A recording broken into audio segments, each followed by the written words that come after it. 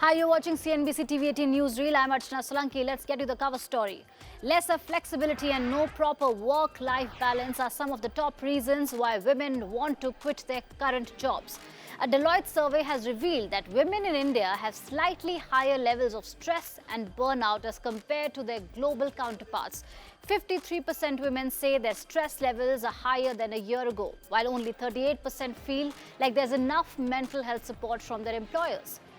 97% of the women surveyed feel requesting for flexible working opportunities will likely affect their chances of getting promoted.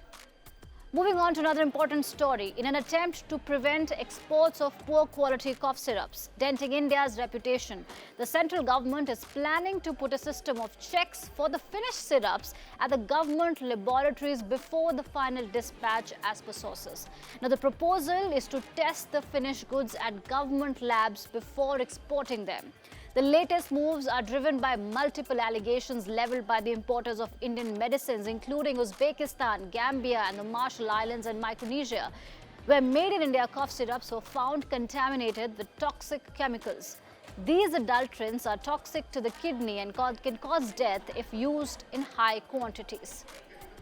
The chief diplomat of the European Union has called for a crackdown in India for reselling Russian oil into Europe as refined fuels. In an interview with the Financial Times, Joseph Borrell, the High Representative of Foreign Affairs, said that India buying oil from Russia is normal. But if it's being resold to Europe, then member nations will have to act. Now, this comes days after Hardeep Puri told CNBC-TV18 that India does not have ideological bias when it comes to importing Russian oil. He added that Europe would have been in a deeper recession if there was no Russian oil. Tech giant Amazon is laying off around 500 employees in India across different verticals. This fresh round of layoffs is a part of the broader layoffs announced by CEO Andy Jassy in March, and this is expected to impact around 9,000 employees globally. Multiple reports say the layoffs are likely to impact employees that are a part of the web service, human resources, and support department. The big national headline: the suspense over the new Karnataka Chief Minister has intensified. It is possible that by the time you watch this story, the decision has been made. Please bear with us because the developments are dynamic in the state.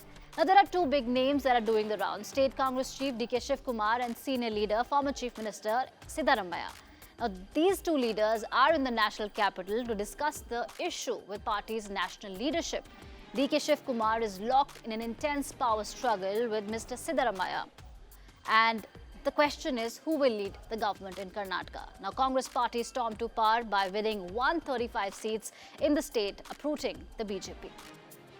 Now, this bit is interesting. The Assam police has instructed all the policemen in the state to work on their fitness, failing which they will have to take voluntary retirement. Now, all those who are considered obese with a body mass index of above 30 will be given 3 more months to reduce their weight. After the stipulated period, the officers and police personnel still unfit will be given retirement under the voluntary retirement scheme. People with genuine medical grounds will be exempted from this. Sources say the new parliament building is likely to be formally inaugurated by the end of this month. Around the same time, Prime Minister Narendra Modi took the oath of office 9 years back in 2014. Sources say Prime Minister Modi will inaugurate the new structure built at an estimate cost of 970 crore rupees tentatively on May 28th. Vodafone has announced that it will eliminate 11,000 jobs over the next 3 years, putting growth, consumers and simplicity first. The new CEO has said that the British telecom giant was underperforming with rising energy costs. Vodafone employs around 104,000 people worldwide, according to its latest annual report. Now, apart from the United Kingdom, it's a major provider of mobile networks in Germany, Spain, Italy and parts of Africa. Now, sugar substitutes don't help in weight loss. From sachets to frozen desserts to baked goods, artificial sweeteners are present in many things we consume. And now, the World Health Organization is raising the red flag on the substitutes for sugar. WHO says the long-term use of artificial sweeteners increases the risk of type 2 diabetes, heart diseases, and even deaths in adults. As per WHO, artificial sweeteners have no nutritional value, are not essential in diets, and do not provide any long-term benefit in reducing body fat in adults or children. It has instead recommended that people reduce sugar intake in their diet altogether. The first country which first legalized same-sex marriage in Asia is now the country which has passed an amendment allowing same-sex couples to jointly adopt children. Taiwan, whose move is now being hailed by activists as another big step forward for marriage equality, passed the amendment on the eve of 4th anniversary of Taiwan's marriage equality law. Ex-Audi CEO Rupert Stadler pleaded guilty at his Dieselgate fraud trial in Germany, becoming the highest-ranking former executive to make a confession in the emissions cheating scandal that rocked the car industry. Now, he admitted that he allowed vehicles equipped with manipulating software to remain on sale even after learning of the scam. Now, what is the scam? The Dieselgate saga shocked Germany and is seen as the country's biggest post-war industrial scandal. Now, German car giant Volkswagen plunged into crisis after admitting in 2015 that it had installed software to rig emission levels in 11 million diesel vehicles worldwide. The so-called defeat devices made the vehicles appear less polluting in lab tests than they were on the road.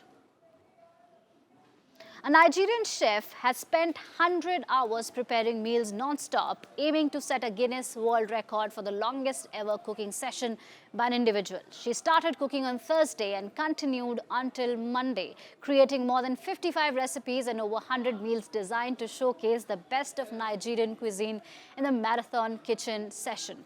The Guinness World Record Committee still has to confirm whether she will become the record holder or not. Do you know the previous record was held by an Indian, Lata Tandon, who cooked non-stop for 87 hours and 45 minutes and was set in 2019. And it's time for our moment of the day. A student from Michigan has gone viral after she attended her graduation ceremony and walked the stage to receive her diploma while in labor with her first child. She said, "Nothing is going to stop me." I leave you with these visuals. Thank you for watching. With the authority vested in me by the Henry Ford College Board of Trustees and the state of Michigan, I confer upon this person an associate degree in arts with all the rights, privileges, and responsibilities pertaining thereto. Kelsey Hudy.